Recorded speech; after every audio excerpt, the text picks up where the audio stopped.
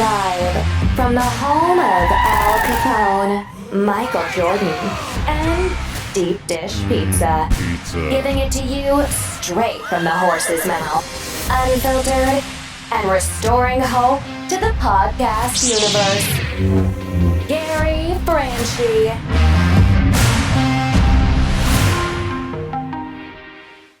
Hey, what up, what up? We're back. We made it back. We made it back on the GCast episode 9. Gary Franchi here with my beloved bride, Angie Franchi. What's up, babe? Hi, everybody. Hi, baby. How you doing? We made it another How you week doing? I am doing okay. Yeah? How's that quarantine working out for you? I'm ready for some social distancing in the household. Oh, yeah. I think a lot of people are by now, right? I think everyone's pretty much like, you know what? You better go find another part of the house to hang out in because Yeah. I've seen enough of you. Oh, dude, this social distance thing is funny. Like, they just shut down Chicago, like, literally, like, the walking path. I was really sad about that. Like, I mean, I think it's totally necessary to do at this point, but the thought of it is just so intense. Mm-hmm. I mean, that's Chicago. That's what I dream about when summer comes around, going on to, Lakeshore Drive or going by the beach. Oh, yeah. I Going love on the Lakeshore walks Drive. there. Cruising Lakeshore Drive, going by the Yeah. beaches, seeing all the people out. Yeah. And now it's like a ghost town. It's intense. It's really intense. Grover, she's the mayor. I like to call her Grover because she kind of reminds me of like Oscar the Grouch a little bit, you know? Oh, Gary. Lori Lightfoot. Yeah, she's had enough of the people of Chicago. She's like, lock it down, or you're not going to go have fun anymore. No. I mean, people are not paying attention enough and not taking it seriously, apparently, in Chicago. But it's hard. As soon as the weather gets even warmer out here, like, I can only imagine how much harder it's going to get. But hopefully we're going to get through this before we see warmer temps. We've got a lot of topics we're going to talk about today. We're going to give you the latest update on all of the global numbers of COVID-19. We're going to give you the domestic numbers here in the United States. We're going to talk about privacy. Is privacy under threat? And are you worried about that? Yeah, I mean, is this virus affecting privacy in the future? What's it going to look like? This brave new world we're walking into. What are we becoming normal or getting used to? What's the new normal? Yeah, here? they're like every time there's a massive global like effort or pandemic or crisis or something, there's always like the bar moves a little bit further and the freedoms get a little bit less. Yeah. Every single Oh, yeah. time. Whether it's like the bailouts, whether it's 9/11, whatever globally significant event occurs, there's all the global leaders somehow get a little bit more power. A little more of a reach in, yeah. So we're going to talk a little bit about that. Also, an update on the actual projections. Yeah, this blew my mind. Yeah, I mean, we're going to talk about the early projected numbers of deaths, and then what do those numbers look like now as they've been updated, and the ramifications of the initial report. I believe that's what created all the panic, and now those numbers are revised. We're going to reveal what those numbers are. We also have a special guest. Silas C.J. Goss will be joining us. He is a creative consultant and a spiritual scientist. We're going to get deep. I'm so excited that Silas is here, man. He's made the short few minutes that we met him, he made quite a big impact on our lives. Well, what's really cool is that we met him in Los Angeles, and I tell you the story about this person screaming down the street, "Next news, I appreciate you." Looking up the hill and just seeing a silhouette of a man, and well, that man is going to be joining us here from Denver via Skype, so we'll be bringing him in as well. So there's just so much to talk about today on the GCast. I'm excited to get into all this information. But this quarantine, what day is it now? Will it be day 12? Day 12 of the government's self-imposed. I think we're on day 12, yeah. Yeah. I'm not even counting the days anymore. I'm just trying to get through them. This is tough. This is really tough. But then you have to put it in perspective. How tough is it to sit at home and that, you know, we're grateful that we have a home to be in with our family, and we have food, and we have water, and we have electricity. Well, you mentioned that Instacart, like it's almost impossible to get orders done through Instacart. Yeah. You said your family was having difficulty because of where they're located. We were trying to locate a shopper to go shopping for them, and I was panicked for the last hour, trying to get ready for the podcast and trying to organize that with the siblings. I mean, it's scary. Like, okay, so here's another adjustment we have to make. And what if people don't have food? Yeah. What if they're relying on Instacart, but now Instacart's backed up and they're 2 days out on orders and you're out of food? Mm-hmm. Like, whoa. Speaking of being out of food, I should mention we do have our first sponsor, Angie. This is perfect timing. Yeah. our first sponsor. Because what was I saying? I'm like, during this whole preparation process, I'm like, wait a minute. I need to figure out how I'm going to get my coffee situated. Franklin's Finest Coffee. You can see the link there on the screen. wakeupwithgcast.com. You can wake up with us. The best freeze-dried coffee you've ever tasted. 100% pure Colombian. Pure Colombian. We got the greatest Colombian. Oh, you better stop. 720 servings packed in 12 zipper sealed pouches. Stays fresh for up to 25 years. So that's like some long-term survival coffee right there. That is something I think can it's be $100. good with. $100 for 720 servings. Yeah. I think, and free shipping on orders over $99. So they put it at $97. Okay. It's in stock and it's ready to ship today. So if you want some freeze-dried coffee, you want to add it to your supply chain or your personal supply chain. Makes sense. You got to have that in stock. Well, we've got all this other food. You know, preparewithgary.com is the other sponsor, but this is our first new one. It's wake up with GCast. I love that. And you have to have coffee if you are going to try to ride out the storm. Yeah. I mean, that's like a little pleasure. It is. That's that's my thing. I'm like, oh, coffee. It's shipped in a rugged, pest-resistant bucket. Guaranteed 2-day delivery. Now, I was told by My Patriot Supply that we're one of the only people that are allowed to promote this. Like this is a pretty exclusive deal they've given us. And also, My Patriot Supply, they are working so hard to get food out because of the pandemic. Everybody's ordering. Oh, I can only imagine. So the fact that they have this in stock and it's ready to go, that's actually pretty unique. 2 days is very good right now because, quite honestly, if you're ordering, things are backed up. Yeah. Franklin's Finest Coffee. So that's wakeupwithgcast.com. I love that. Wake up with Gcast. Add that to your survival storage. Okay, now we got to get into the numbers. The numbers. Yeah. But let's talk about the positive of this, right? We wanted to talk to you guys about the numbers all around the world dealing with the coronavirus, but let's also reflect and look at how many people have recovered. This is a big number. Okay, we can put that number on the screen here. That number is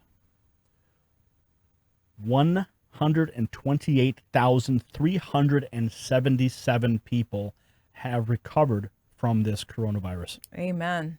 That's beautiful. Yeah. And sadly, we have to look at this other number globally, which is 26,000 people have died. Yeah. And those are all individual stories and individual people. Real people. Not just a number. We're not just talking about a number. These are real people. I don't want to talk about it being just a number, that's for sure. That is that's hard stuff to take in. And I think for me,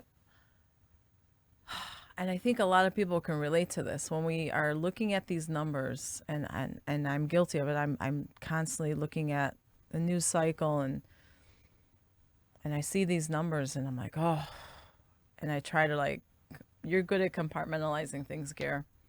I have to. In my line of work, I have to, or else I go crazy. Yeah. Literally. For me personally, it's like I take a moment and I think about them and I say a prayer for their families, and I say a prayer for everyone who witnessed any of these individuals who passed away, if they were present, and how they were so much needed, and I pray for them, and then I pray for our family and our loved ones. A lot of people are affected by this.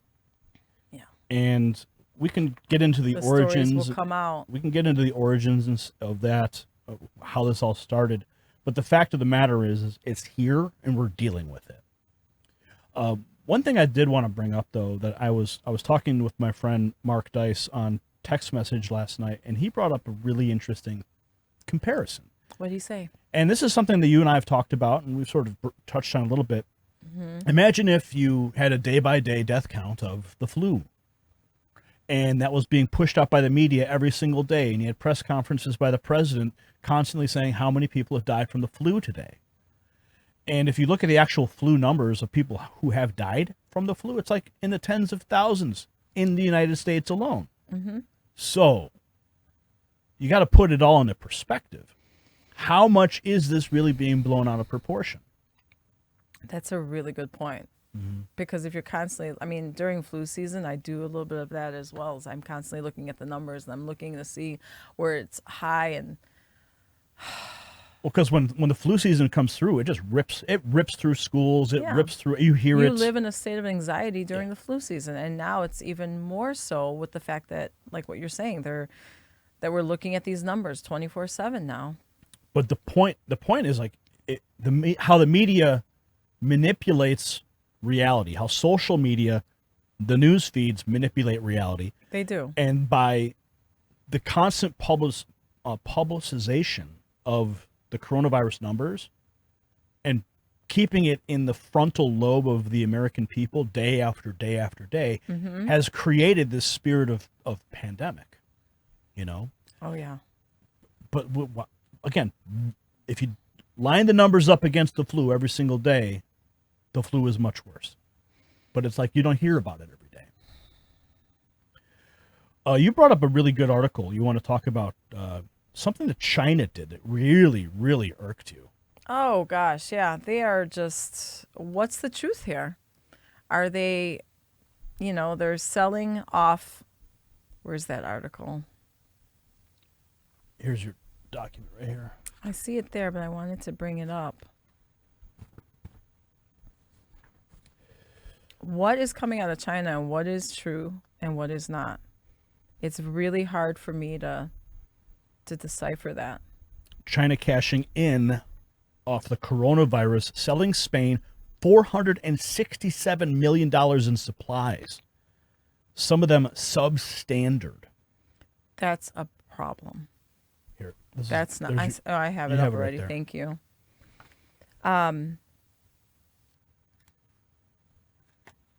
So they've got a hold of 950 ventilators, right, from China, 5.5 million testing kits, 11 million gloves, and more than 500 million protective face masks, right?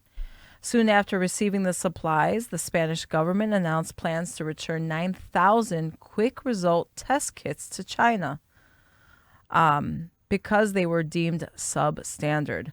Specifically, the sensibility of the test was around 30%, when it should have been higher than 80%. What is going on? China admitted the kits they sold to Spain were bought from BioEasy, a Chinese company not even licensed to make them. This is a classic problem, reaction, solution. You got this virus that rips through the whole world, originating in China, and guess who's got all the stuff?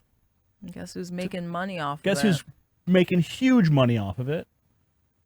China. Oh, guess what? Here's a virus. Oh, and guess what? Here's all the protective equipment you need to protect yourself from that virus.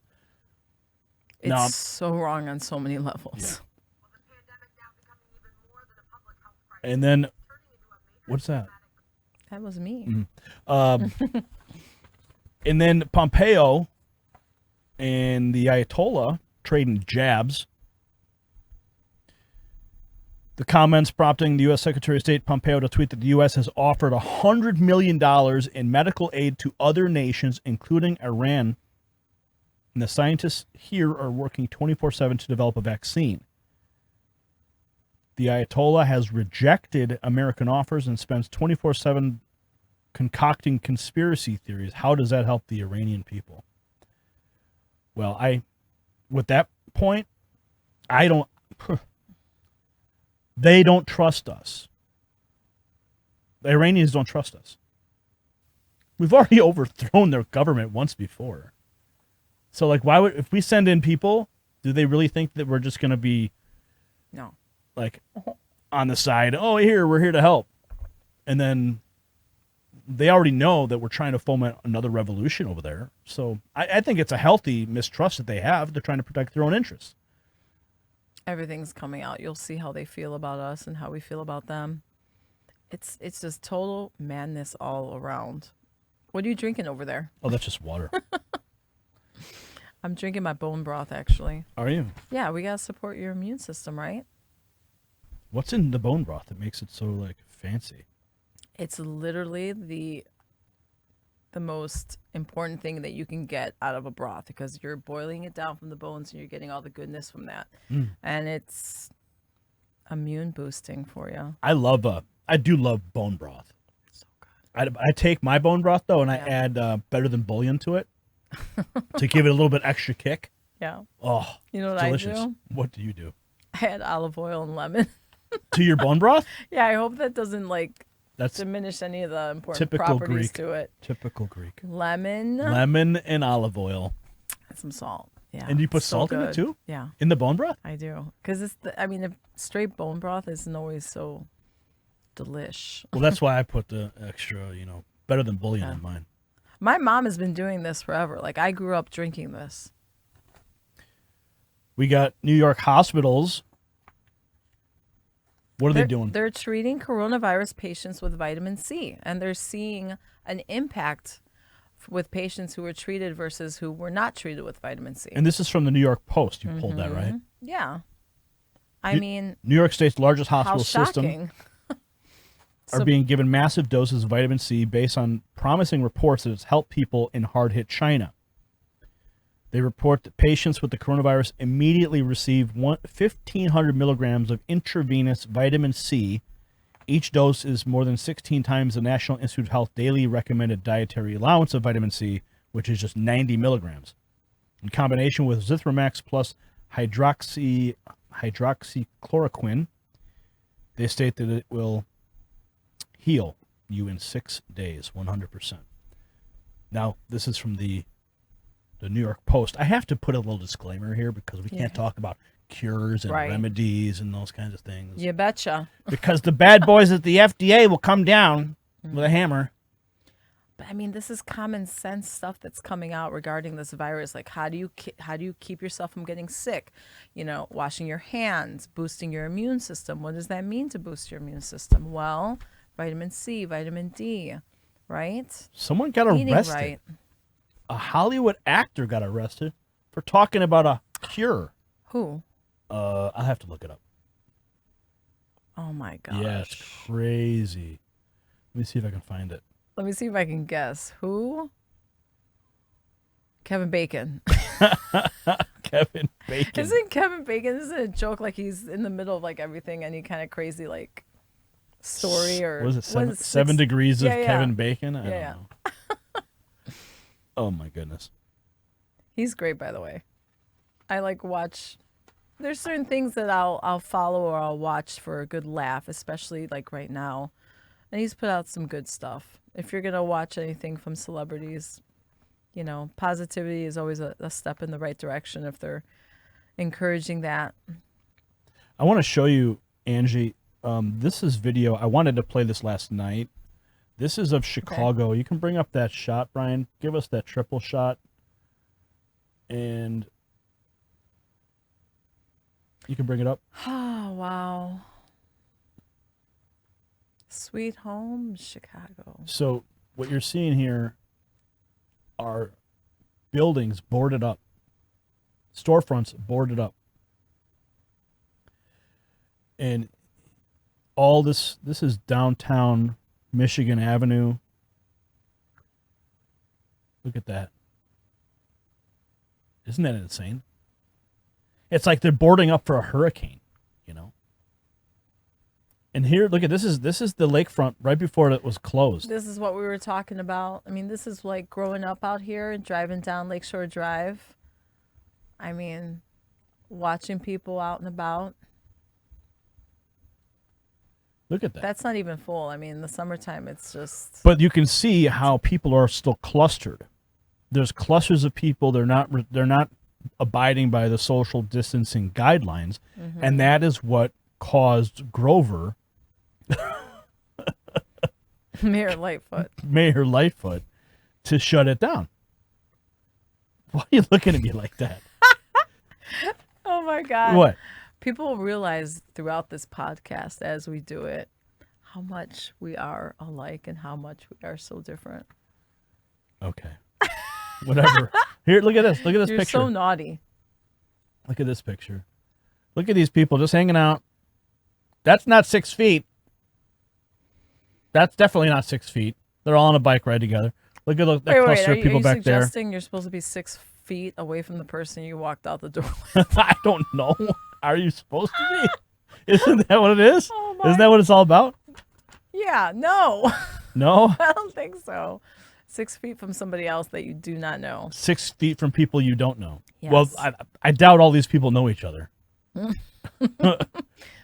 I mean, when you're passing by someone on a bike trail, No. what happens if they cough and you take the cough in, it's airborne? How much is this going to affect you afterwards? It's affecting me now. Like, I'm afraid of people right now. I don't want to be anywhere near people. I hate this. I don't want to be anywhere near people at all. That's really got me a little freaked out. Yeah. Yeah. I've heard people who are, it's people who are the huggers and the people who love being out and about and being around people. They're like in their house freaking out right now. And then there's the person who doesn't leave their house ever and they're like, business is normal, like nothing's changed for me. Oh, but this is crazy. Can you imagine, like, if I had told you, hey, in a month from now, this is what's going to be going on, Gare? You would have been like, Angie. And then this happened. That was crazy to learn about that. I think I read that it wasn't coronavirus. It was something else that she was diagnosed with. I'm going to take a quick peek and see if that's the case. So there's Chicago. That's just before the lockdown of the Riverwalk Trail. Riverwalk, Lakefront 606 Trail shut down during the pandemic. I mean, how's it looking by you people out there watching? You guys should drop us some comments. I want to know how life has changed for you. That's a great idea. I would love to hear. You drop a comment below. Tell us how your life has changed, how you think it's going to change when we get on the other side of this thing. We have to jump to a quick break, and when we come back, we're going to talk about some of those privacy concerns. Yes. That the erosion of freedom because of the fears that have been instilled through this pandemic. We've also got, we'll also talk about the actual revised number of deaths that they're projecting that has completely changed. A lot of people are not happy with that. And then later in the show, we have Silas will be joining us. We'll get some deep conversation with him and more on the G-Cast. I'm Gary Franchi and Angie Franchi. Thank you for joining us. We'll see you on the flip side.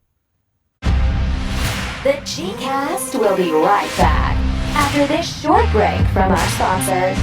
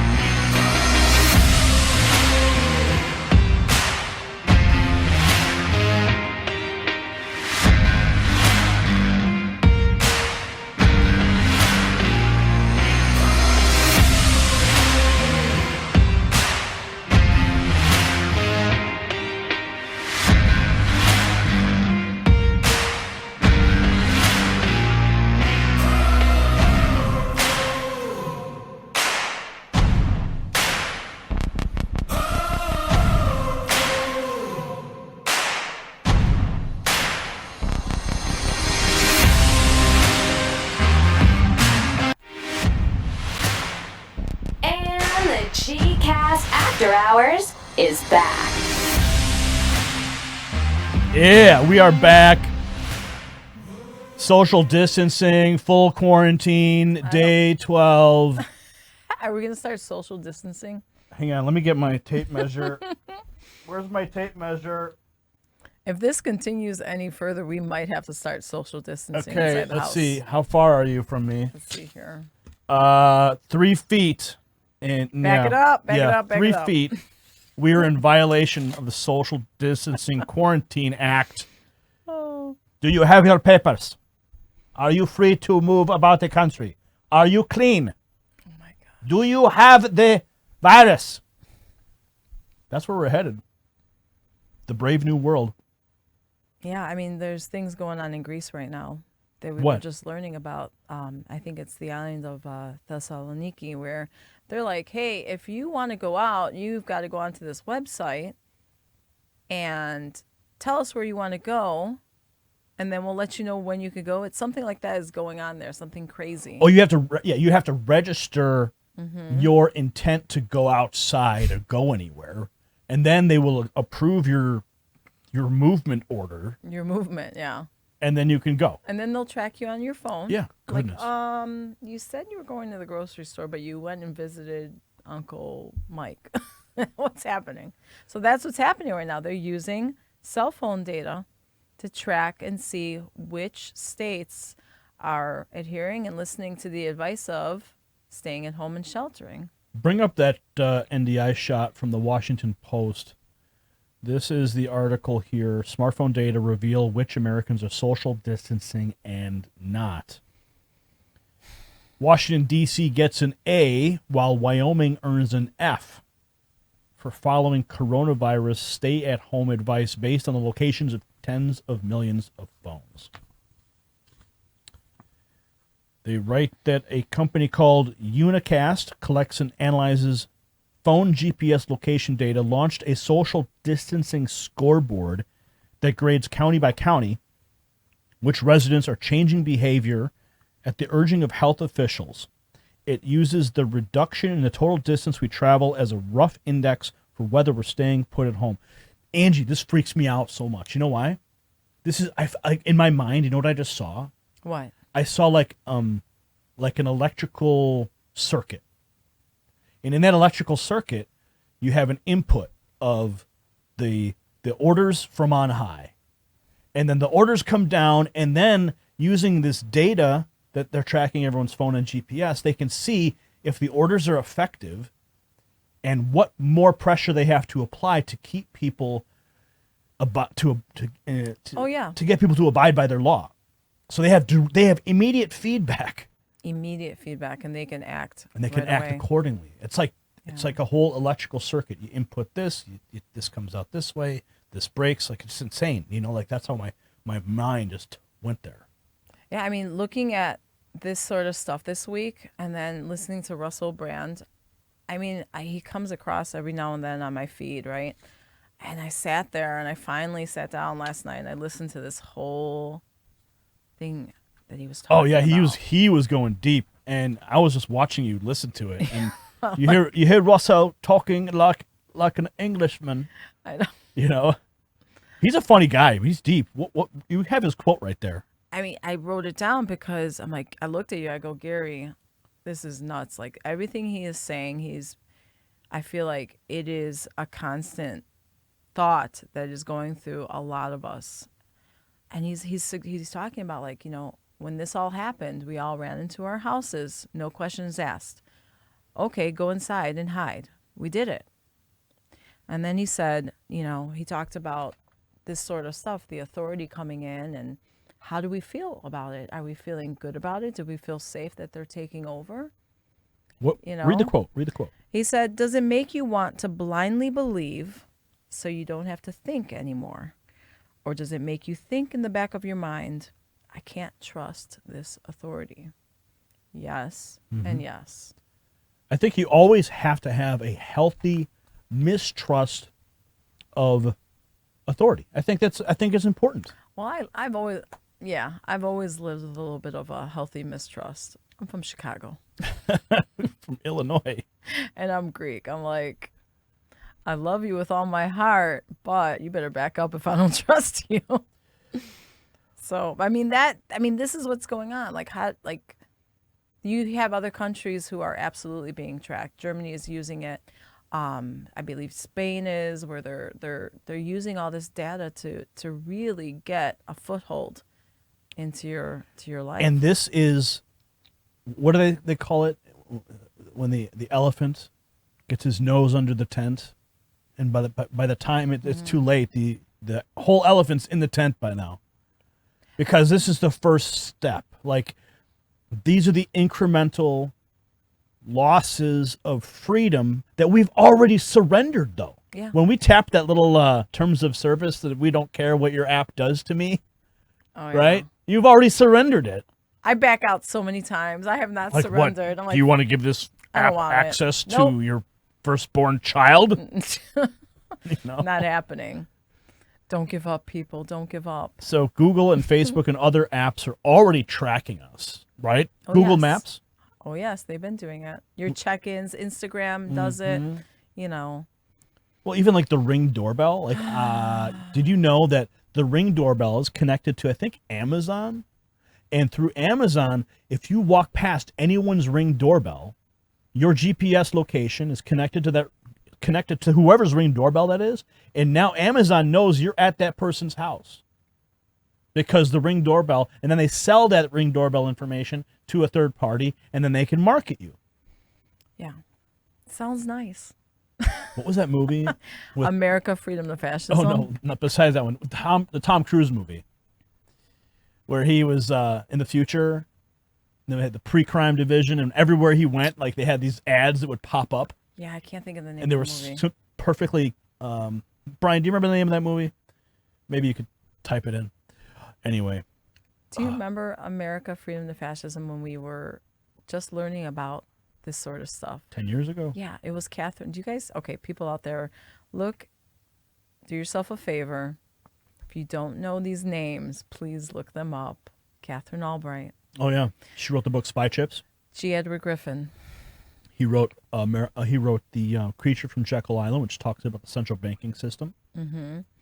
She talked about going to the store and them knowing, how did she say it? There would be a way where they could scan your previous purchases and know what you wanted to buy ahead of time. It was something about walking past the store. Well, they're using RFID technology. Yes. They could track your purchases. They can track everything. And because RFID wasn't widely accepted, in large part due to the pushback that was created by films like America, Freedom to Fascism, by privacy advocates like Catherine Albright. They've changed. They don't call it RFID anymore because that's scary. That's scary. They call it like on your phone, it's NFC or something like that. Near Something field. you won't remember. It's called NFC. I believe it stands for near field communication, as opposed to RFID, which is completely different. But it's more or less the same. But at the time, It's a rebranding. it's just rebranding, you're right. But at the time when we were learning about this, we're like, oh no, we're never going to let this happen. Hell no, we were protesting it. But it's gotten so far so quickly. And now in the midst of this pandemic, how much more are we going to get used to? And how much is it necessary? What are we willing to accept? What are we willing to accept? Are we willing to surrender our freedoms and our privacy? Or have we already done it and we don't even recognize it and there is no way out? Because like I said, with the apps, you click a button and the button says, do you want to share your location data? And you're like, okay, whatever. I accept the terms of service. Like everyone does it. I do it. Everyone does it. Oh my gosh. What are we giving away in those terms of service? And you're talking to the adults out here, right? I mean, try looking at TikTok if you want to feel sad for humanity. Yeah, you were watching TikTok last night with your niece, and my niece is 20, and she was trying to get me to laugh. She was trying to tell me, Angie, stop watching Russell Brand. well, I just keep thinking people eating Tide Pods. That's Generation Tide Pod right there. It is bad, bad, bad. So if you want to really be afraid, that's a whole other pandemic happening over there on TikTok. a whole other pandemic. Yeah. Oh man. Shut it down. Okay, so Stop spreading it. we got to jump to a break here, but we're going to come back and we're going to talk about this revised pandemic number. Okay. And I think it's really, really important that we drive this point home of the impact of the first numbers and where we are now, and then the revised numbers. So stick around, everybody, because we've got tonight. we've got tonight. Cut to break. We've gotta pay a few bills over here, so sit tight, and the G-Cast will return in a few moments.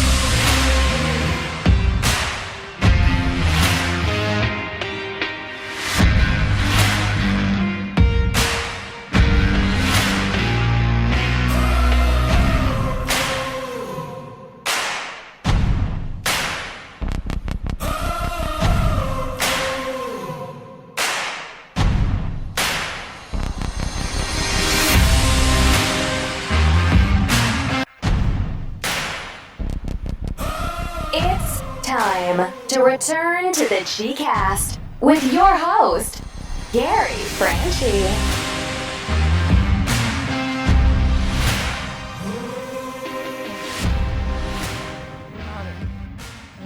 Welcome back to the G-Cast. I'm Gary Franchi with my beautiful bride, Angie Franchi. Hi, everybody. If you haven't gone out and got your coffee yet, the website is Wake Up with G-Cast, Franklin's finest coffee. And there's never been a better time to secure your survival coffee in the middle of a pandemic.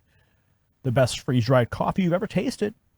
Shelf life 25 years, 720 servings packed into 12 zipper seal pouches, 100% Colombian. It's Colombian. We got the best Colombian. I need that in my life because I am not going to any drive-through currently. Say hello to my little friend. What was that you left us with before the break? What was that you said? Oh, I'm showing some love for Kenny Rogers. Kenny Rogers. I can't get him out of my head this week. What happened? He passed away. Yeah. He passed away. You got to know when to hold 'em, know when to fold 'em, know when to walk away, and know when to run. You better count. You never count your money. When you're sitting at the table, there'll be time enough for counting when the dealing's done. You know, now everyone knows that you love karaoke. Oh yeah, that was one of my karaoke songs. Yeah, we watched The Gambler the Sadly, other night. yeah. Sadly, the dealing's done for him though. He lived to 81, Mm-hmm. and he was one of 8, like me. Was he really? One of 8, yeah. How cool. You know, speaking of music, Mm-hmm. did you know that Bob Dylan released a new song today? No. Yeah. It's like a 17-minute song, and it's all about the JFK assassination. Are you making this up? I'm not. I shared it to you, but you never look at my messages anyway. I So don't look at your messages. You're the last in line, aren't you? I always am. But yeah, no, he just released. It's like a 17-minute song. I was listening to it this morning. It's really slow. It's a really slow song. It's like a very long, like narrative song. Okay. And I was like skipping through it. I'm waiting for him to like pick it up a bit. I'm like, come on, give me something a little bit more fast. But it's just very folksy all the way through. But it's really cool. We need to listen to it. Yeah, I want to definitely. hear It's that. really cool. It was cool to hear Bob Dylan again. It's nice to say Bob Dylan's name, Yeah. you know? Just like it's nice to say Kenny Rogers. Well, then Bob Dylan, back in the game, releasing a song, So, but we do have to talk about some real serious stuff right now because misinformation, disinformation is very, very dangerous. And one of the authors of a study that came out at the beginning of this pandemic said that 500,000 people would die in the United Kingdom. Who is this person? Neil Ferguson, who was behind the Imperial College coronavirus study, has backtracked and now says 20,000 Brits may die from the coronavirus, and half of those who would have died by the end of the year anyway. Half of those would have died by the end of the year anyway. So he's saying, regardless, 10,000 people would have died. Just the average death rate in the United Kingdom. Okay. Gosh. So he now predicts that the epidemic in the United Kingdom will peak and subside in 2 to 3 weeks. You sure about that now? So he's revised his numbers. So the initial study, Angie, that comes out says all these people are going to die. Panic. Lock yourself in your house. Yeah. And here we are.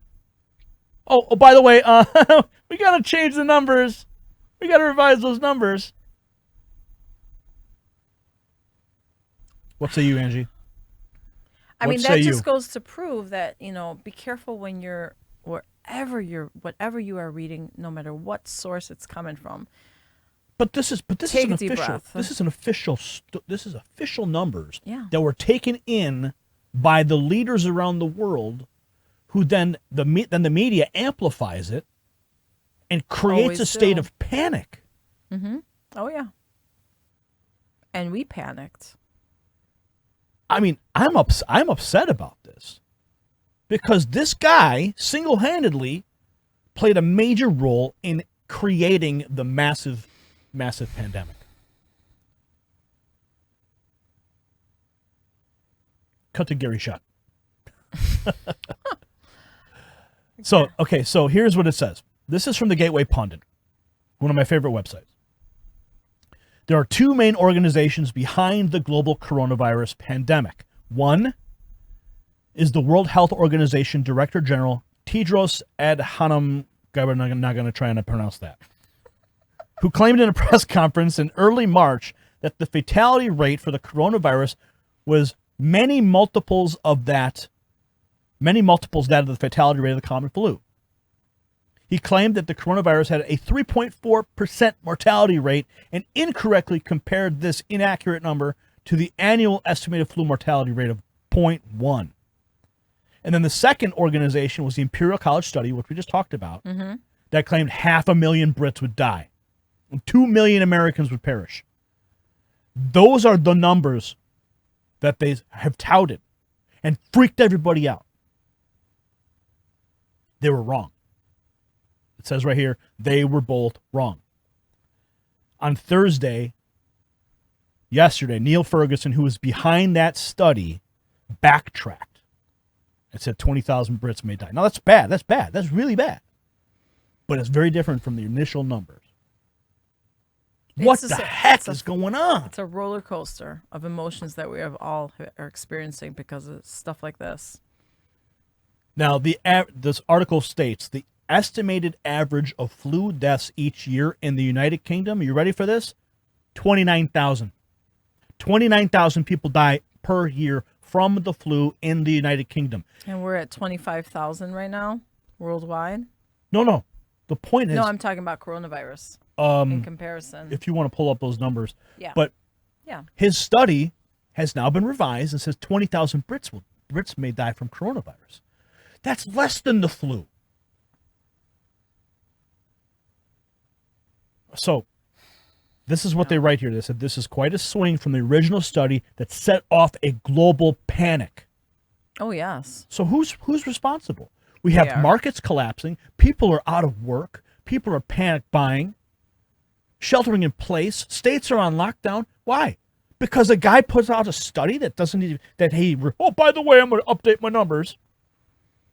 And here we are. Our president is trying to give us a sign of hope that maybe we will get back to living again. Am I overreacting? No, not at all. Not at all. Not at all.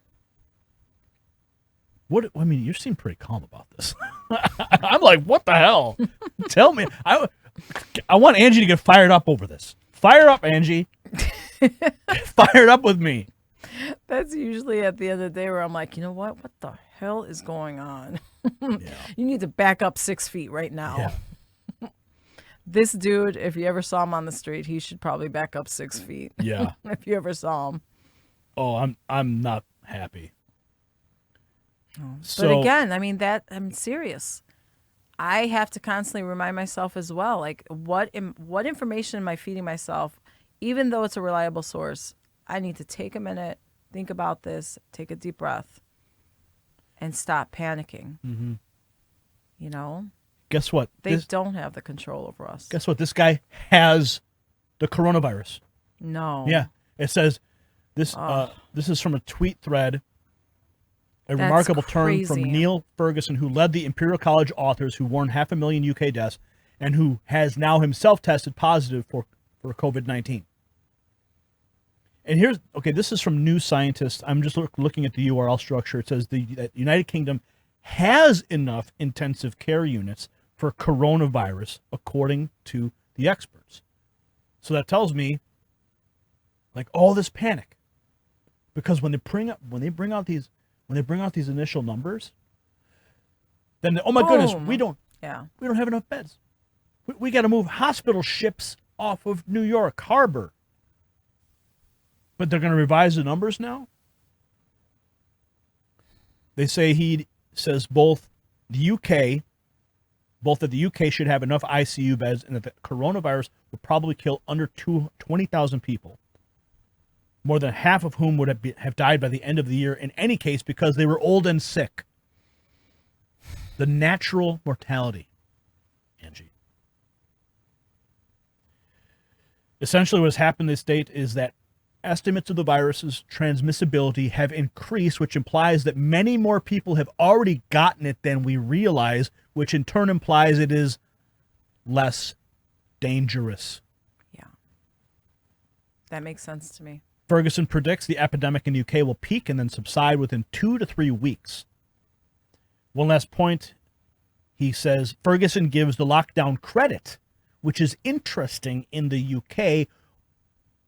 It says, interesting, the UK only began it 2 days ago, and the theory is that the lockdown will take 2 weeks or more to work. And the sixth point they make here is, not surprisingly, this testimony has received no attention in the United States. And it's only in the UK papers because Team Apocalypse is not interested. They want to continue the pandemic. They want to continue the fear.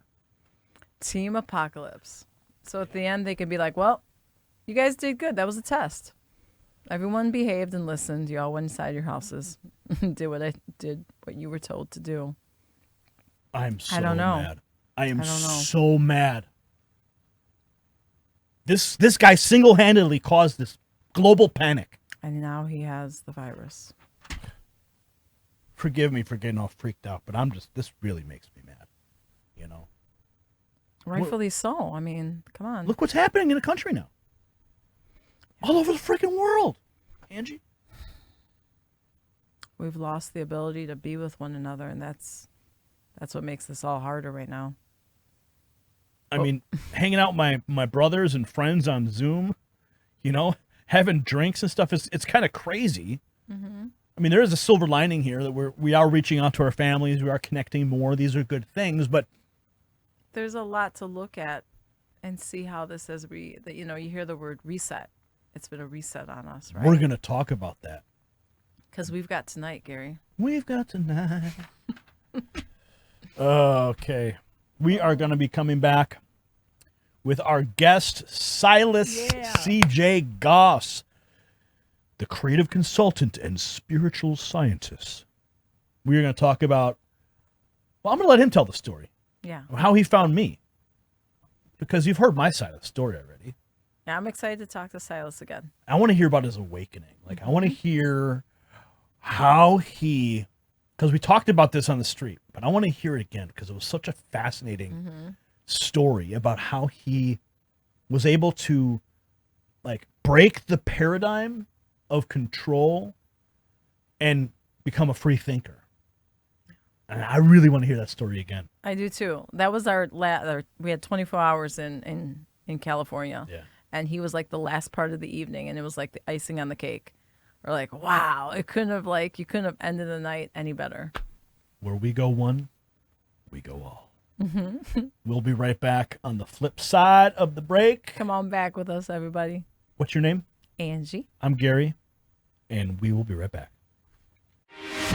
Don't go anywhere. Gary Franchi will be right back after a word from our sponsors.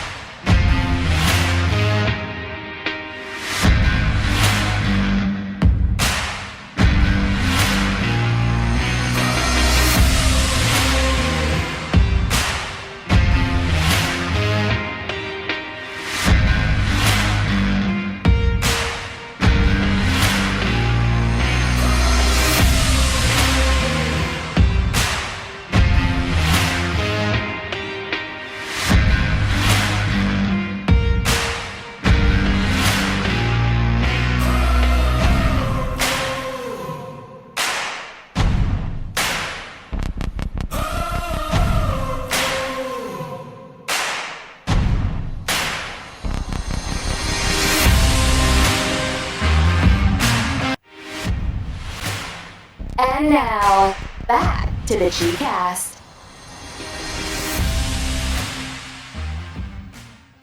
What's up? Welcome back, everybody.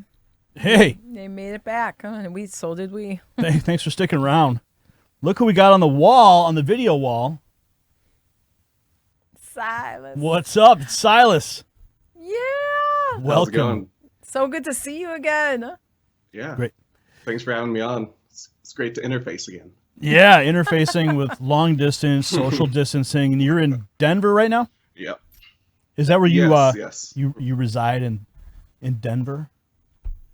Yep. Right near downtown. It's been interesting seeing the difference in traffic and foot traffic and regular traffic. It's been quite interesting. Like a ghost town? Not quite. There's still a little bit of a hustle and bustle, but it's just eerie. Like you were showing Chicago getting boarded up in some of the stores, and Right. as I walk by some places, it's pretty drastic, Well, we have you here today. We want to talk about your unique perspectives looking at this COVID-19 pandemic. And before we go into some of the deep stuff, because I've got a list here of some pretty deep topics we're going to dive into, and if we have to extend this segment, we can, because I have a feeling that we're really going to dive deep. But give us, from your perspective, when you saw me, like you were sort of taken back. Take our viewers and our listeners through that moment for you. Well, that night I was actually on tour with a band, Milk Toast and Company. They were playing at the Viper Room there in Hollywood, and I was doing media for them. And after their show, me and some of the band members just started to walk around the Strip and pop into places and check some spots out. And so we ended up going into the Rainbow Room, and we are just kind of exploring, didn't notice anything at first, and then I came back downstairs to the rest of the band members, and they're like, that's Ron Jeremy right there eating pizza. Yeah. I was like, yeah. Are you serious? And while I was actually upstairs using the restroom, I heard a security guard saying his wife is in the bathroom, will be down shortly. So I knew there was something going on. I didn't know who it was at the time or anything. And that ended up being Corey Feldman's kind of after shindig party, I guess. And Yeah, it was this after party. yeah, as just we happened to stumble into that. Once we realized that, we kind of wanted to see who all was there, who had shown up. And so we switched some roles, did some live action role playing where I was a celebrity, and the band started to act like my security and kind of a paparazzi to kind of get us closer to the room and see who all's in there and all that. So I was pretty excited that Corey and Ron was there, just people I recognize. And then I saw you walk in, Gary, and I was like, okay, I know that face. I know like the demeanor of this guy. I've seen him before, and I kept wanting to think OAN or something like that instead of Next News Network. But yeah, that's when I approached you and just at least said I recognize you there in the Rainbow Room, and showed my appreciation. You gave me a couple of those coins for Next News Network, and and then just happenstance, probably 15 minutes later, saw you guys walking down the street, probably back towards your hotel, and shouted out one more time just how much I appreciate you guys sharing some real news and just facing the suppression of free thought. Yeah, that was such a remarkable moment for me, because here, I just do the news and I present my perspectives and opinions and play clips and stuff, and maybe I'm discounting it, but You really are. but to hear that billowing scream down that rainy Los Angeles night on Sunset Boulevard, and looking up and seeing you, like, it was like, oh man, it was the coolest thing I think I'd ever experienced. Because now I had just met you just a few moments ago, but I wasn't quite sure if that was you. But but for Jeremy and Angie to be walking with me to experience that moment, and we all experienced it together, that was like profound. Yeah, It you was so literally profound. stopped us in our tracks. Yeah. Your kindness and your show of appreciation stopped us in our tracks, and we we couldn't move. And Jeremy was like, he ran down the street to go and get you. Yeah, he's like, we got to talk to this guy. Yeah. He's like, you need to talk to this guy, Gary. And So glad Yeah. we did. because I don't get out in public that often, and when I am spotted in Right. public, I've said this before, Jeremy's trying to coach me a little bit on how to handle myself in the exterior of the studio when I am seen. He's like, you really got to go spend time with these people because they watch you, they love you, they rely on you.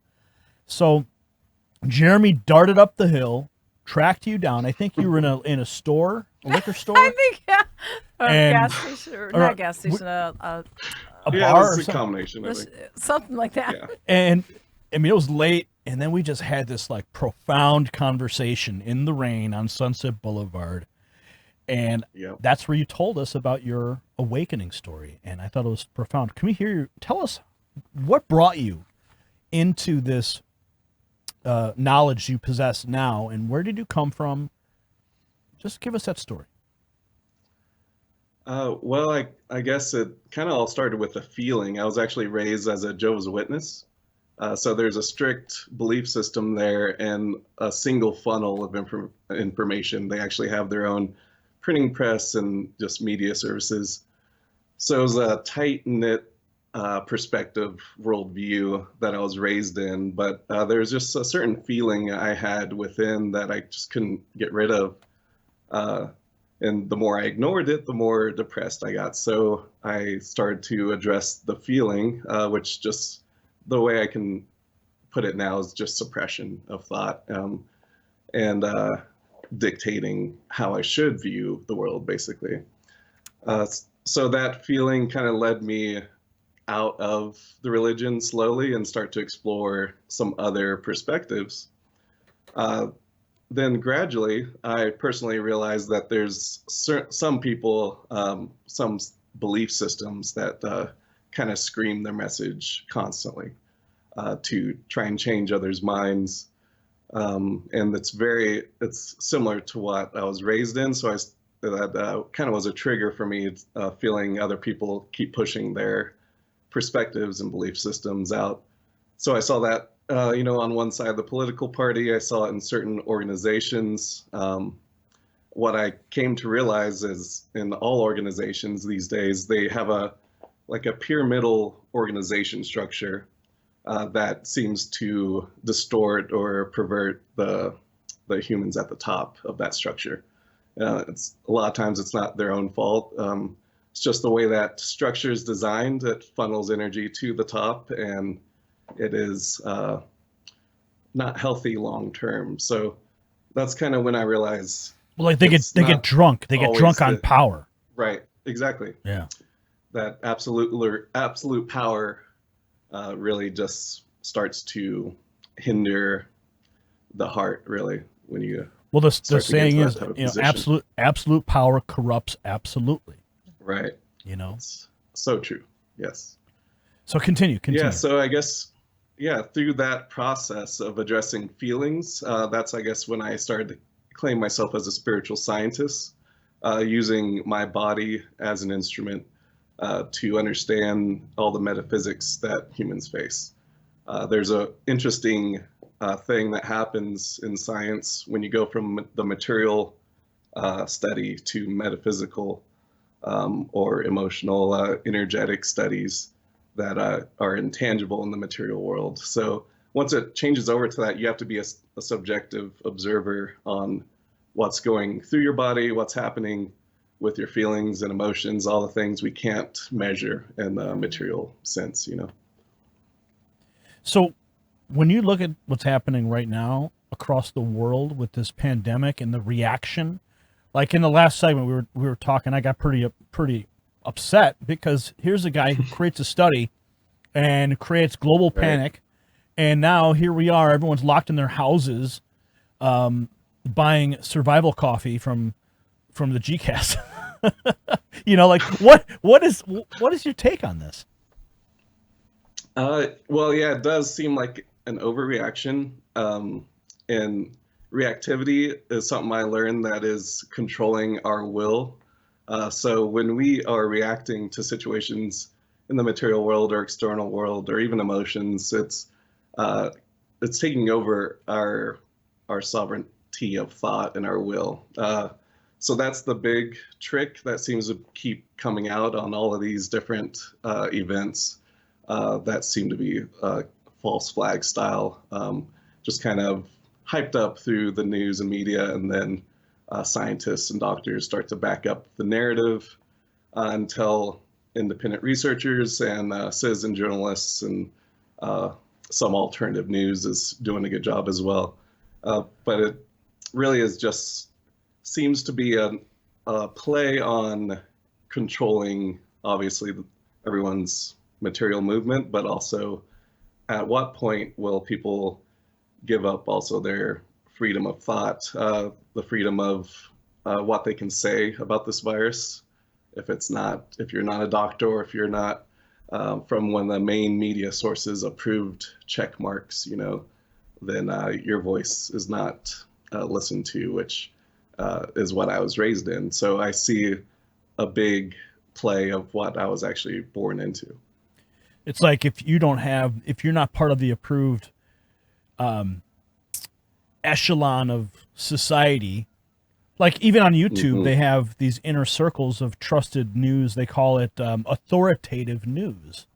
And if you're not part of the authoritative, if you're not chosen as part of the elite authoritative news, guess what? You don't show up in search results. That's happening right now. Yes, it is. That was happening before this whole thing. And that was all knee-jerk reaction after the 2016 election, and we can talk about that another time. But what's wild is you got all these CEOs, and you have a point here you want to talk about. What the hell, man? Yeah. CEOs. There's so many signs that this was planned, or people knew about it at the very least, or knew at least a month or two ahead of time that this was going to be a drastic change worldwide. Well, There's CEO record number of CEOs. Yeah. January, I think it was the record was placed, but I mean, since 2016, the number of resignations, not only in corporate offices, but a lot of political offices, people aren't signing back on for their terms or stepping down, moving to other positions. So it's obvious that there's a change in power worldwide, and it's not just political, it's not just in corporate situations. It seems to be pretty saturated on this changeover, and I'm one to think positively, so I see signs of how this is actually going to help humanity in the near future. So the big concern, obviously, is technocracy starting to take place with higher levels of technology that can track us with 5G and all kinds of things to make sure we're healthy and have taken our 5G. vaccines and all that. Yeah, those are our concerns as well. I mean, prior to this, we were having to deal with vaccines becoming mandatory in the state of Illinois, where it would be no longer an option to use religious freedom as a way to opt out. And that was introduced right before all this went down. Right before, yeah. Right. And now in Denmark, we've been reporting on the fact that Denmark has introduced mandatory vaccination legislation. Now, there was also Event 21. Event 201. Excuse me. I want to talk about that in a moment with you. But I want to kind of recap on what we were just talking about in case people missed what we were saying. Is that there have been record retirements in CEOs in the last 90 days or so. All these top CEOs just boom, boom, boom, boom, boom, boom, boom, gone. Like huge corporations. Just sorry, I'm resigning. That's startling, and so those people of those massive corporations, those multi-billion-dollar corporations. They're all. This is like that's the good old boys club. That's the Bilderberg club. That's the Council of 300. That's the whole inner circle of all these corporate groups, all saying, "Oh, I'm up. Did they know that the stock market was going to crash? Did they know this pandemic was going to happen? The plandemic? Right? It makes you wonder. You have to question that. Just like, remember in 9/11, all those things that you heard people doing prior, like you believe that people had prior knowledge or they had a heads up, you know? Oh, yeah, all the stock sell-offs right before 9/11. I mean, come on, that's not coincidence. And then you have the same thing with the senators doing it now. They're selling off millions of dollars worth of stock because they're in the intelligence committee in the Senate. Yeah. They get the inside scoop. They sell off their stock. They make millions, and everyone else suffers. They don't tell their constituents. And So how do you go to bed at night? Yeah. Doing something like that. Tell us about Event 201, Silas. What was that? Yeah, from what I researched, it seems to be that they had an exact rehearsal or practice of how the world should react to a pandemic level event that does spread throughout all nations. And so this was held, I believe, in October or December of last year, somewhere around there. And if you pretty much just look at the players involved with that exercise and see how they would benefit after that type of event, then you can start to see how this could be more than just a happenstance where a virus naturally occurred or an accident happened to where it got out of a lab or whatever. Silas, I'm putting it up on the screen here.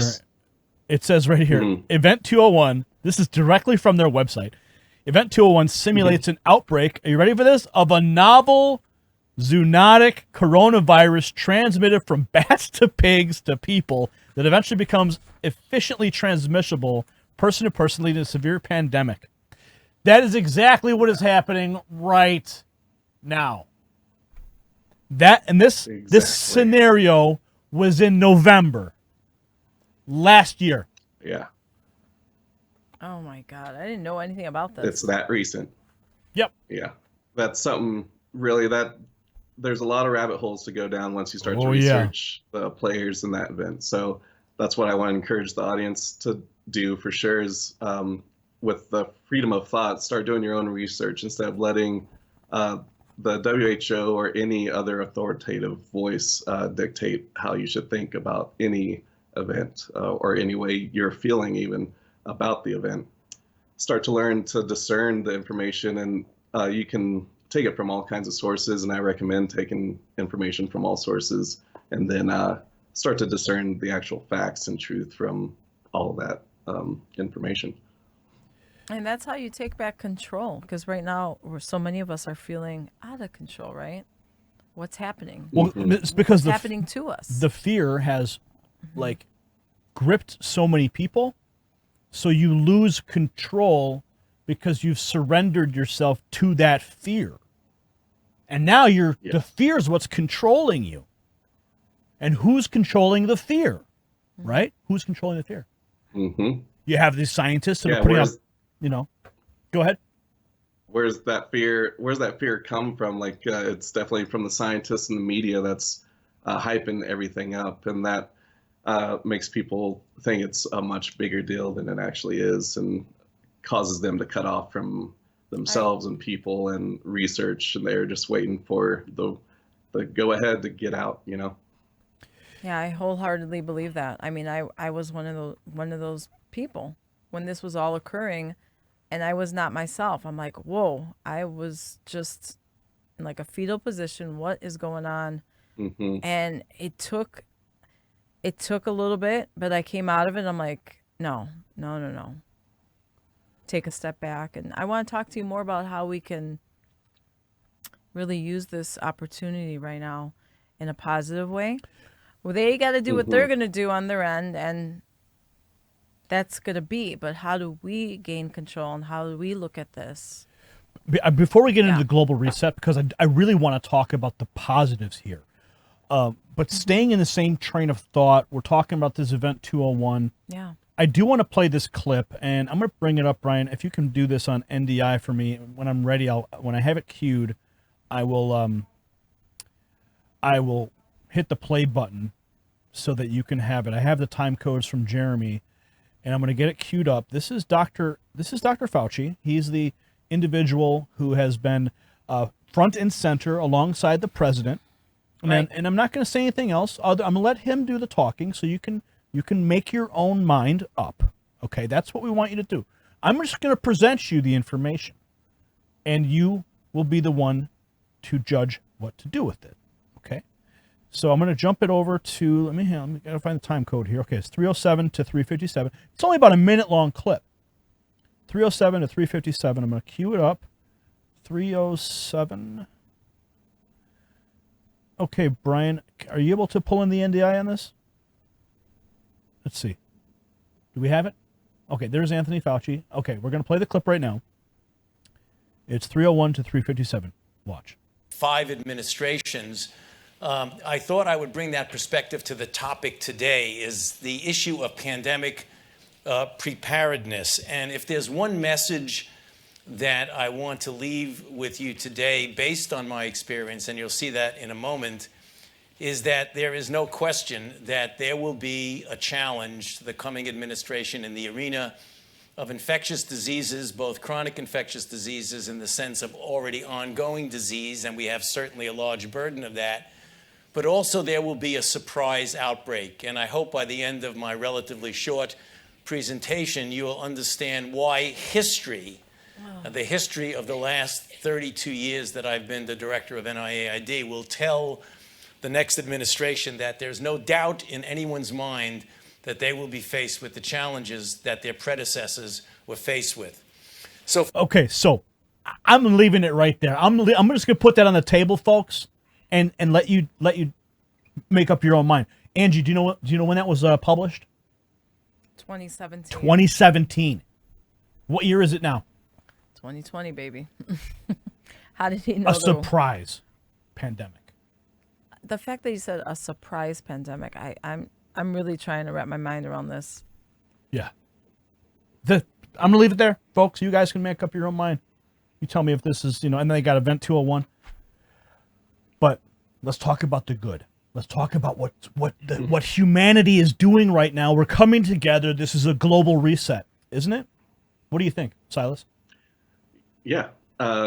Obviously, a lot of different CEOs are kind of repositioning and whatever sense, and the political structure is changing to nationalism, or people that are more popular in general, people that seem to be a little more down to earth, and people can trust their thoughts on how to lead countries, which are in a way companies as well. When you look at the definition of the United States, it is a corporation. So it's an interesting reset that we have to face some insecurities of ourselves, really, and how we're going to deal with authoritative voices telling us false claims.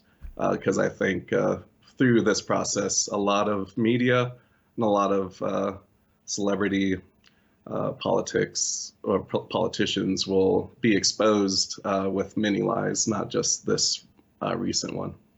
Yeah, I can see. It'll be a chance to kind of re-gauge, reconsider how we want to lead our lives.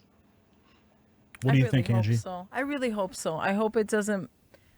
I hope this does end quickly, and when it does, I hope that people remember who they were and what they learned about themselves through the process. I hope it doesn't move along so quickly that everyone just goes back to business as usual, because I don't want that. I don't. I would like to see, I really do want to see a step up of people like you were talking about, the humanitarians who are out there who are trying to do something positive, and the ones who are sharing through social media, how we can stay connected when we are apart. Those are the good-hearted souls out there. Well, it's like also the best part of humanity is rising to the occasion right now. Like people like Tom McCullough, what is he doing? He's out there. He got a CNC machine. They're making these masks for nurses because the nurses, what? They have limited supply of face masks. So they're creating shields to prolong the ability for these masks to be worn. I mean, you have Capatista, who's working at the Aurora Interfaith Food Pantry. What is she doing? She's feeding 4,000 families. Is it a week? A week. A week right now. A week. They've jumped up in how many people they're seeing. And she put a call out yesterday. They have no masks, Yeah. you know. And we were able to donate some masks. Also, grocery stores Yeah. opening up special shopping hours for seniors who are the most vulnerable. I mean, just all the little things we're seeing is so beautiful to witness. And this is the best part of humanity. This is the reset of humanity. People, I think, are a little bit more friendly, more compassionate, more caring, because we're all in this together. We're experiencing the same emotions. We're experiencing the same fears, and we have to come together, even though we've got to stay 6 feet apart. Right? Yeah. I mean, we were social distancing ourselves, right, guys, before all this happened, because of social media, because of the way we communicate. How many times do you pick up the phone and call your friend or your loved one? Like, I hope this reverses all that shit. You know? Swear. I could drop more. But yeah, I want to reverse the idea of this social distancing crap that we have already been doing and willingly doing, you know? So, Silas, talk to us more about, your perspective with this global reset and how the best of humanity is rising to the occasion. Well, it's the same decision we've always had between fear and love. And if we can all do the empathetic thing and show care and concern for those that may be affected by this virus, and keep in consideration that we should do a little bit of social distancing, not just for this virus, but for some other things that could be in the mix here, we can find this answer in our heart, where we can face what's going on outside us without any hesitation and without any regard to how it could affect our personal lives. So what it really comes down to is rising above the personal individual human, and show that we are connected as a human family, regardless of social distance or whatever the case may be. I think it's definitely a time to connect our thoughts and share more on the whole situation, not just the virus, but what's been happening decades before this, leading up to this type of crisis. I think it's definitely a time to look at characters that may need more love than we can understand, that is doing some of these things that is hindering humanity's progress. But it is always the answer is always love, no matter what. We can actually accept all, but not allow all. So you can accept someone else's thought on what they think is good, which we probably think is evil, but we can show them that, hey, we want to connect with you as a human, rather than them being separated in a power position and need slaves to fill that connection. There's a big turnaround, I think, that will happen with this choice of feeling fearful and controlled by the decisions of others, and in reactivity, and changing that into acceptance of their thoughts and will, but not allowing them to keep hindering humanity's progress. Yes.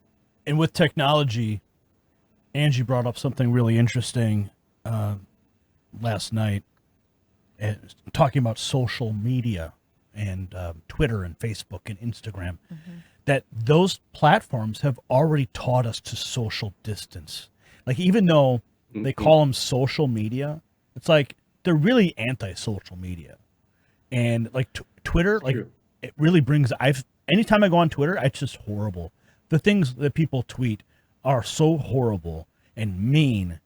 And, you see people put out a positive message, and the first thing someone wants to tweet back at them is something that's cruel, ripping them down. And like, some of the worst stuff on the internet is living in Twitter.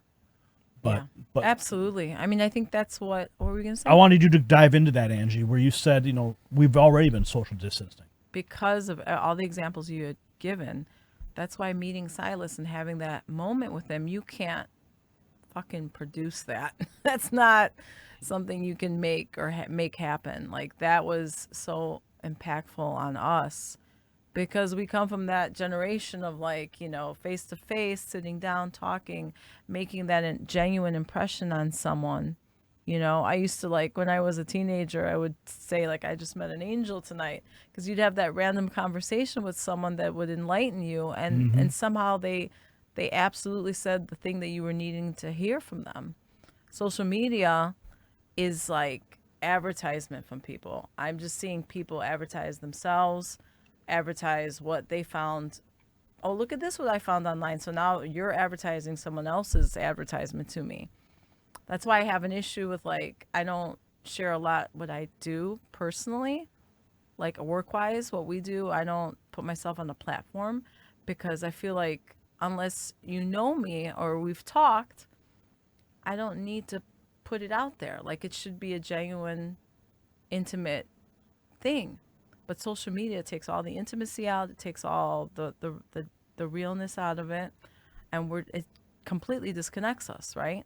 So here we are in our homes, even more disconnected from one another. But let me ask you this.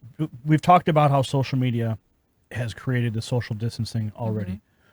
But in a positive sense, are we seeing social media being utilized now to support this pandemic in a positive way? How do you mean? Like, the idea that... Well, like, I'm being we're being cynical about social media, okay? But again, looking back at the human, the reset, and trying to say, okay, I've just trashed social media, I just trashed Twitter, but what's the good of it? Oh, I think now more than ever, including myself, like, because I can't see my loved ones or in person, I'm going online to see, like, my girlfriend Carrie. She's always posting her pictures of, stuff that's making her happy throughout the day, and, like, I'm holding on to that now. So yeah, in a positive way, it's helping us connect at this moment because we literally and physically cannot be together. What's your take, Silas? It definitely encourages and continues conversation at the very least. If we didn't have these platforms or technology, it would be an interesting situation where we would have to kind of face some silence a bit more. But I think the positive is always, in my opinion, freedom of thought and freedom of voice. And that's why I believe America is a great place to be, to start sharing your voice and perspective. We just have to learn how to be a little more of a listener rather than reactive, and doing like a lot of people do on these networks and just bash people's hopeful thoughts or positive thinking into some other facts they want to bring up to kind of rain on the parade. So we just need to switch to the compassion part of listening more to each other and understanding that not one of us will ever have it all figured out. So we have to share our mental capacity. Technology and these platforms is one way to do it. What's beautiful to see is the way these like donation platforms have exploded. For example, Tom McCullough is raising money to purchase materials, or it's not Tom raising the money, but he's promoting the GoFundMe page. The GoFundMe page. Yeah. They need to raise $1,200 or $1,500 so they can buy materials, so that they can get these face shields out to these nurses. And if they can get enough, like get the governor on board, they can start making more of these things. They can pass out the distribution, the template, and get people making these things all over the country. Right. And he's doing it all through social media. I wonder how much he's raised so far. I'd have to find that GoFundMe link. He is. It's not cheap to do this. They've put out $800 already, and that was just on the first batch, and they delivered that to that hospital right away. So yeah, I totally agree with you, Silas. Like, if we can do more positive and come from more of a compassionate view, then we won't get stuck in that argument with everybody else because everyone's just in like a rumble. That's all I see, just rumbling back and forth. Okay, so here's the good news. Brian, if you could bring up the NDI shot real quick here. This is where his fundraiser stands right now. You can see they have a $1,500 goal. They've raised $1,100 so far from 37 donors. There's been 266 shares. Nice. And you can see that the money coming in, anonymous, like all these people donating. That's great. $100 here, $18 there, $50 there, 37 people just donated. Our friend Tom is a local superhero around here. Like, he's the guy that you call, and he shows up at your door. What do you need? I got it. I got you covered. Well, his company, McCullough Services, has been instrumental in providing support and material for just my broadcasts and, for different things we have him do in a support capacity. But what he's doing, he's running around. He's running for state senate too, which I think when he gets there, he's going to have a major impact. They've already recommended him for a governor, I think some kind of a governor's award or a people's award because of what he's doing with these shields. He totally deserves it. Yeah, he deserves it for sure. I mean, Gary, when you were side story, when Gary was his car got broken into, we were freaked out because our personal information was in the car. And Tom was like, I'll sleep outside your house, man. Yeah. He was like, I'll sleep outside your house so you guys sleep well tonight. Like, he's that type of guy. So, yeah, I mean, he put that out on social media yesterday, and that's really, really good to hear how far they've gotten so quickly. That's great. Yeah. Did you guys hear about the 35 million masks that were found? Oh, yeah. Yeah, let's talk about that for a second. After, I guess, Bill Barr announced that they're going to come after anyone hoarding essential supplies for this crisis. I'm not sure what company came out, but I think it was a union more than the United States had. A union, yeah. Yeah, okay. So, yeah. Let's Did see. you find it? National Cathedral, NASDAQ, businesses and unions locate troves of N95 masks. So it's not just that. 3M, what the heck is going on here? Let me see if I can find some more news on this point. 3M. Yeah, they had more stockpiled than our government, it seems. 3M CEO disappointed to see N95 respirator masks at retail stores instead of hospitals. Where's the story here? I guess this is, okay, this is from the New York Times. National Cathedral. Oh, and of course, log in or create an account to access. Thanks. Okay, so I guess I can't really present you that information. Let's see here. One stockpile was in the cathedral's crypt. What? Others were with companies like Goldman Sachs. What the heck? When were they put in the crypt? I mean, how long have they been collecting these, or what did it just happen? Yeah, that's weird. Like, you just happened to throw a bunch of N95 masks in a crypt? What? And why didn't they speak up before the threat of It's the taken them a government coming to long get it? time. Right. Yeah.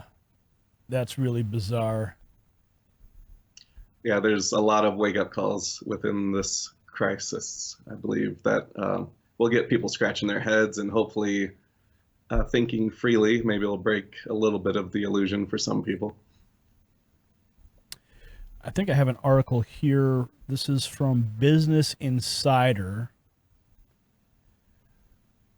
Okay, Business Insider. A massive stockpile.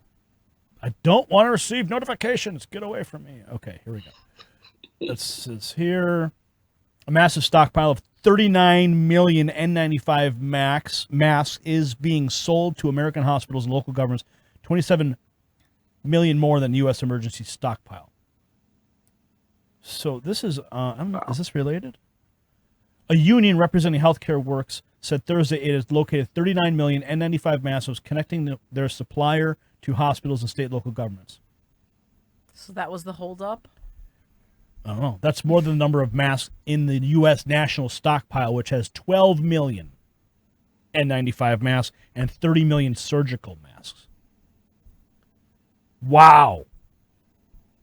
So the national stockpile is 12 million. They found 39 million. Get those things out now.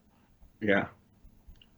They're going to be distributed in California and New York at a cost of $5 each. So now they're going to sell them. Mm-hmm. So the union's going to make a pretty penny off of that, aren't they? Oh, yeah. A lot of people are profiting off of this thing. A lot.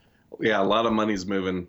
It's interesting. A lot of the CEOs that resigned started to cash in stock, of course, and move some money. So there's definitely a lot to research right now, and I think that's really exciting because personally I love researching and trying to find all these clues and figure out the whole story of what's going on in the world. But it's impossible for one of us to figure out the whole story, and that's why we need freedom of voice and thought, not only person to person, but on these platforms, which seem to be suppressing quite a bit. Now, before we go, do you have any final thoughts and where we're going? Where are we going as a country? Where are we going as a human race on the other side of this pandemic? Whether it was, forget the origins, like I said at the beginning of the show. We're here, okay? Where do you think we're going now? We are.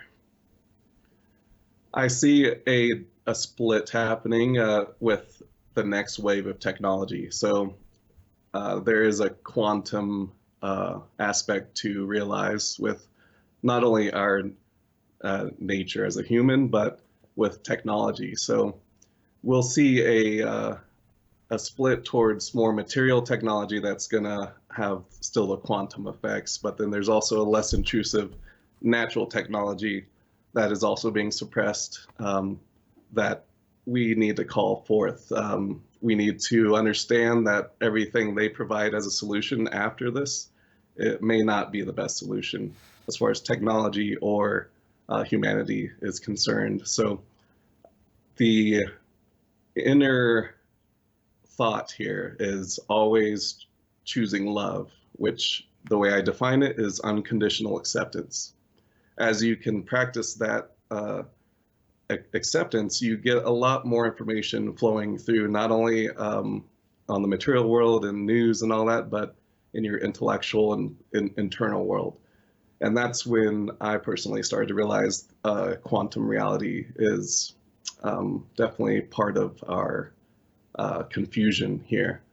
So what it comes down to, and why the ones that seem to be in control project out what they're going to do, is because they can't infringe on our free will.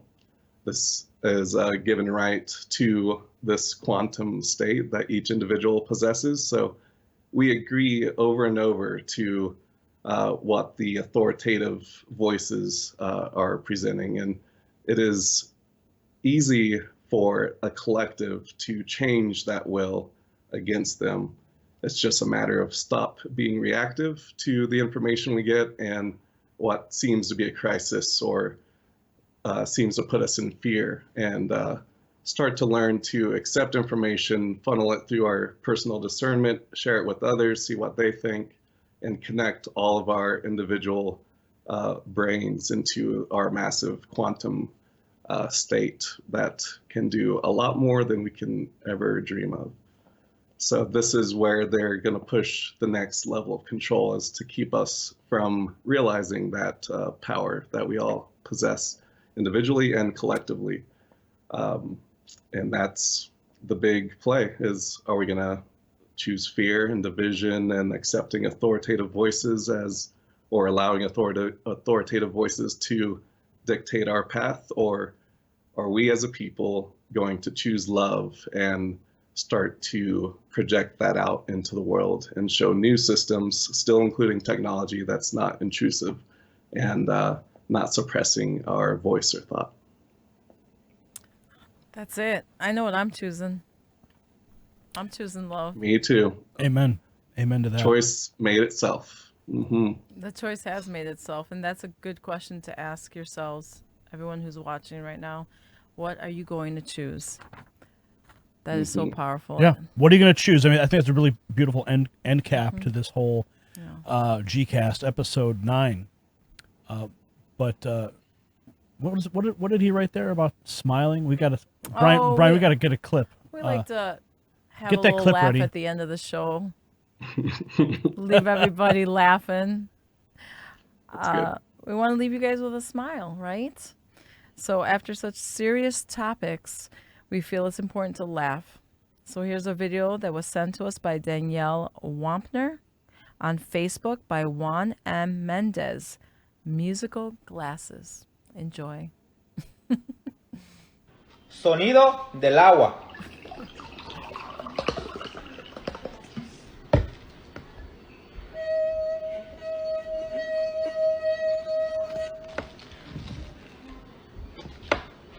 Sonido de la cerveza. Vamos a ver cómo suena, chingado.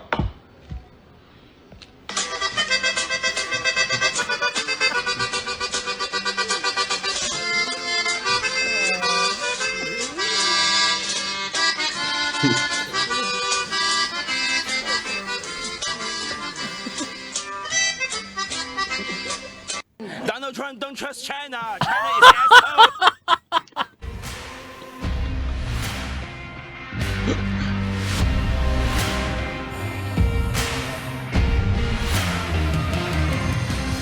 That's all we've got for you right now.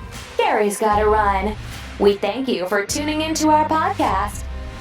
If you're hungry for more, head on over to Gary's Next News Network YouTube channel for the latest news and commentary on current events.